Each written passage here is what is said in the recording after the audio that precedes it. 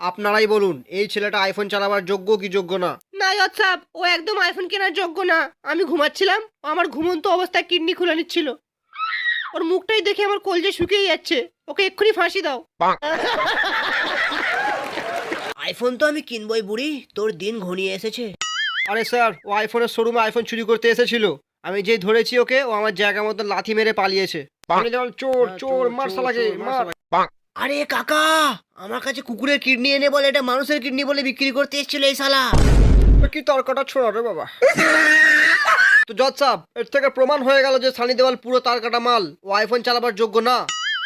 আমি কোর্টের কাছে অনুরোধ করব যেন ওর কাছ থেকে আইফোন চালাবার লাইসেন্স কেড়ে নেওয়া হোক, আর ওর হাতে একটা নোকিয়া 3310 বোতাম ওরা ফোন ধরিয়ে দেওয়া হোক। সব গাঁজাখড়ি লজিক শোনার পর কোর্ট এই সিদ্ধান্তে এসছে যে সানি দেওয়ালের কাছ থেকে চিরজীবনের মতো আইফোন চালাবার লাইসেন্স কেড়ে নেওয়া হবে। মজা পেয়েছো?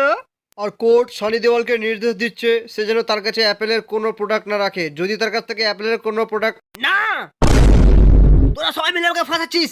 ওই ওই বুড়ো, তুই আমি আইফোন কিনতে দিবিনি বুড়ো। আজ তোকে ছাড়বো না বুড়ো, আজ তোর কিডনি বেচে আমি আইফোন কিনবো বুড়ো। তোকে এখানেই মেরে দেবো, দেখি কি আমাকে আটকায়।